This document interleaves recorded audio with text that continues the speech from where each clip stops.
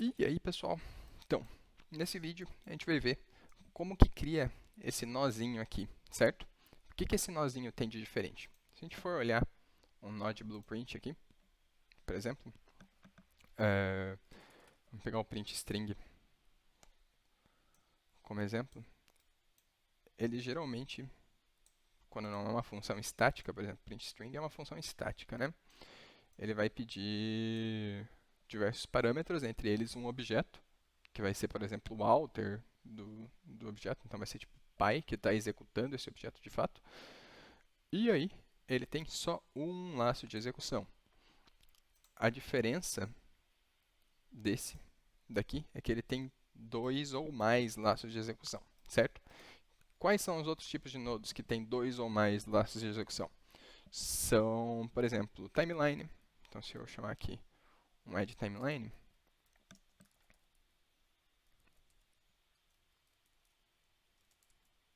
não está aparecendo.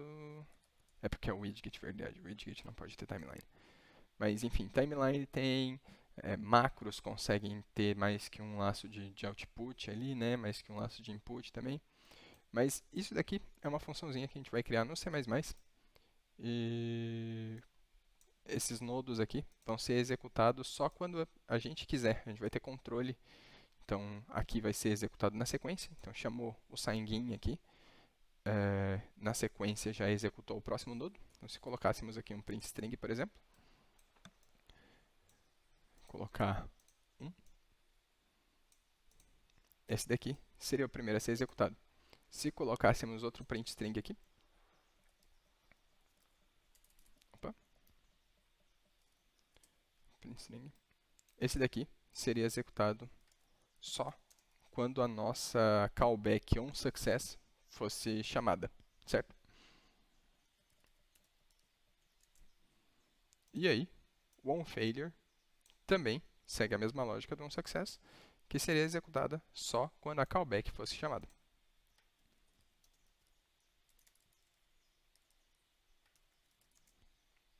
Certo? Então, é isso que a gente vai ver agora.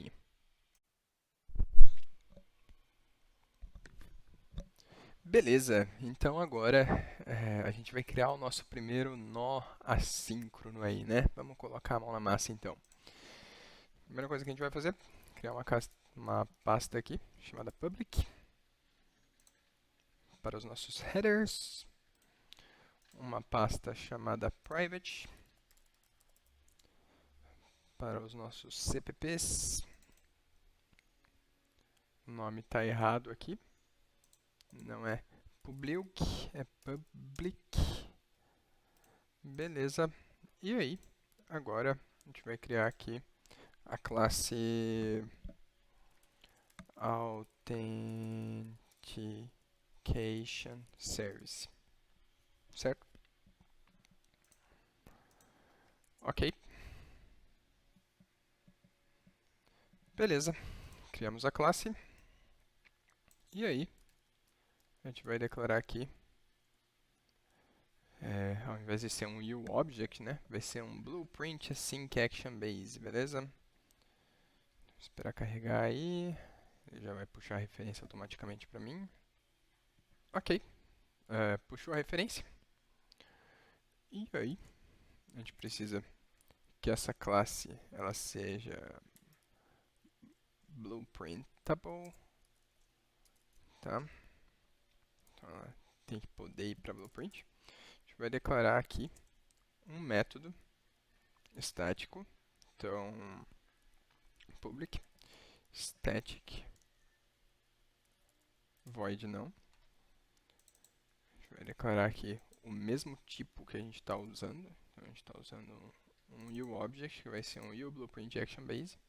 E a gente retorna esse uObject também, tá? E aqui a gente coloca o nome da nossa função, tá? Então a gente tem um static, tarana, tarana, e aqui o nome da nossa função vai ser... como é que vai ser o nome da nossa função? Vai ser sign-in, por exemplo. Tá? E aí o que a nossa função vai pedir? Um ID para fazer sign-in. gente vai fazer um tipo de login bem básico aqui, que é só com um ID, beleza? Então, sign in. E aí a gente vai colocar aqui username. Beleza. E aí, a gente precisa expor essa função para Blueprint, né? Porque ela vai ser usada numa widget. Então, como é que a gente faz? Function Blueprint Callable. E aí, como a gente está trabalhando com Blueprint Async Action Base, que é aquele nodo assíncrono que a gente viu lá na introdução do vídeo, a gente precisa passar um meta tag aqui, tá? E aí, a gente fala que é Blueprint Internal Use Only, beleza? Então, isso daqui é para ele suprimir o funcionamento padrão da widget, tá? Então, o padrão ele geraria uma widget que pediria um nodozinho azul ali, que seria uma referência para passar, por exemplo, algumas coisas como objeto do mundo, algumas definições padrões, certo? Aqui a gente está suprimindo isso daqui. Então, a gente coloca aqui equal false, tá? Beleza. Tendo feito isso, a gente pode declarar aqui uma categoria também, que vai ser... Opa.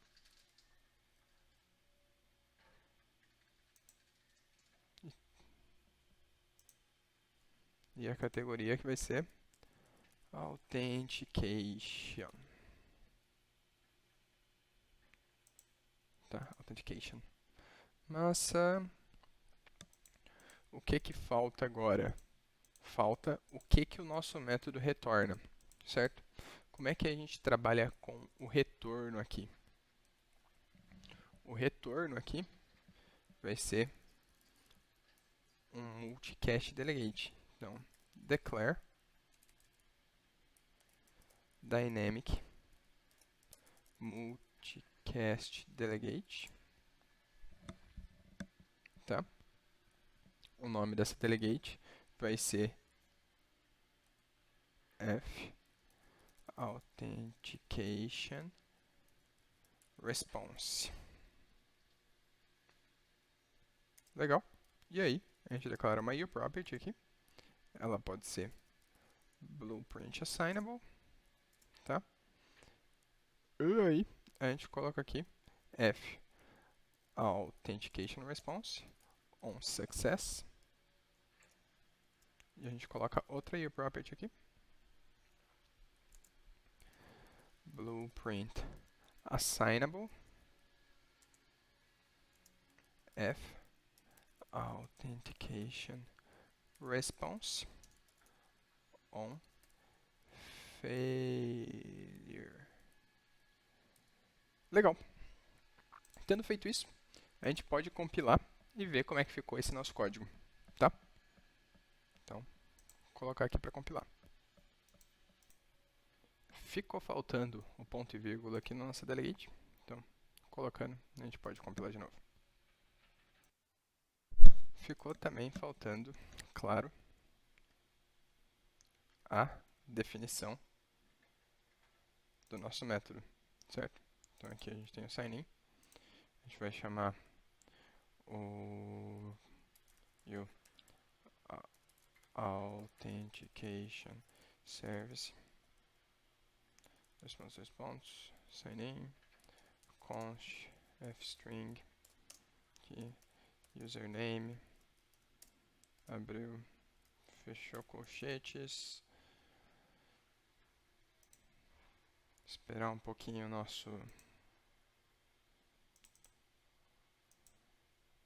nossa ideia voltar aqui para a gente conseguir trabalhar melhor. Beleza, então aqui a gente vai criar um novo objeto, que tem que declarar um retorno também, né? Então vai ser um u, deixa eu o mesmo tipo daqui. Pode apagar aqui. Então o que a gente vai fazer? Declarar de novo o mesmo tipo.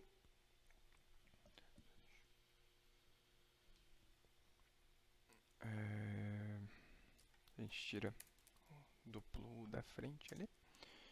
Então, authentication service equal new object, tá? Vai ser do tipo o authentication service. Legal. E aí, a gente retorna o authentication service. Beleza? Agora sim, finalmente, a gente pode compilar. Ok, de novo, a compilação não foi, mas agora eu prometo que vai, tá? A gente vai precisar colocar mais duas dependências de módulos aqui. Então, o que vamos fazer é declarar o core e o object, beleza? E o engine. Beleza, tendo declarado esses dois módulos, por quê? Por que a gente precisa declarar esses dois módulos? Nós estamos usando coisas que se relacionam, ou seja, nós incluímos aqui, por exemplo, o Kismet Blueprint Action Base aqui, ele herda diretamente do core e o object, tá? O uProperty e o function, ele vem do engine. Por isso que a gente precisa incluir esses dois módulos, tá? Então vamos lá. Compilando aqui. Agora tudo deve dar certo.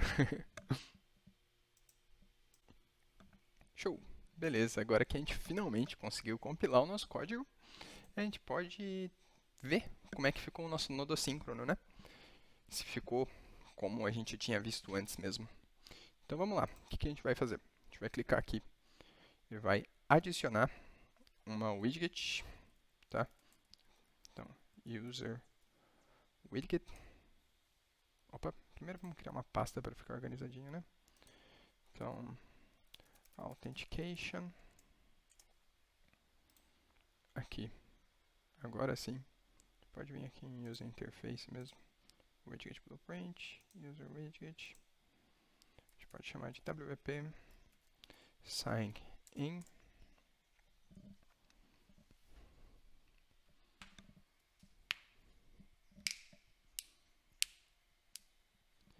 Beleza.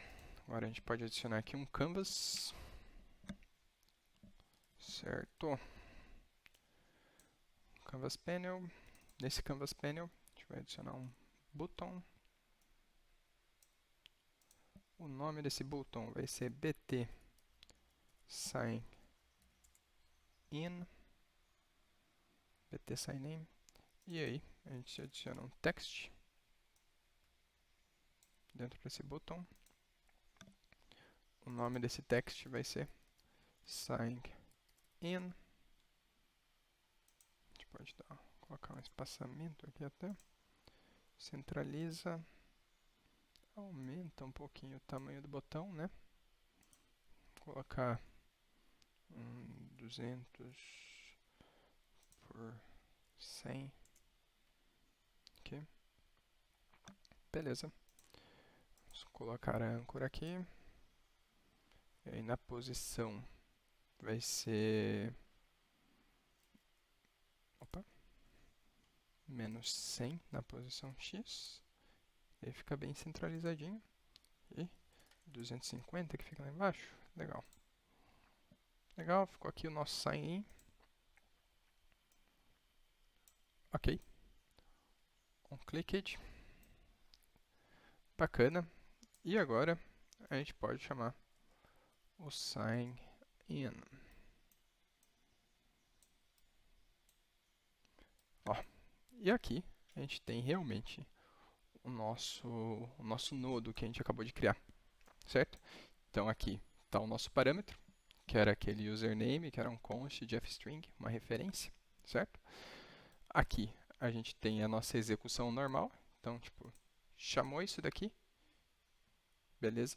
Isso daqui vai ser chamado logo depois, né, em sequência. Esse onSuccess vai ser chamado só quando a nossa delegate daqui, certo? O onSuccess for executada. Então, quando no broadcast dela, aquele nosso nodo ali vai ser chamado, certo? E aí, a gente tem o onFailure, que vai seguir a mesma lógica do onSuccess. Então, só quando o onFailure for executado, que esse traço de execução vai ser executado também. Beleza? Então, para esse vídeo, era isso.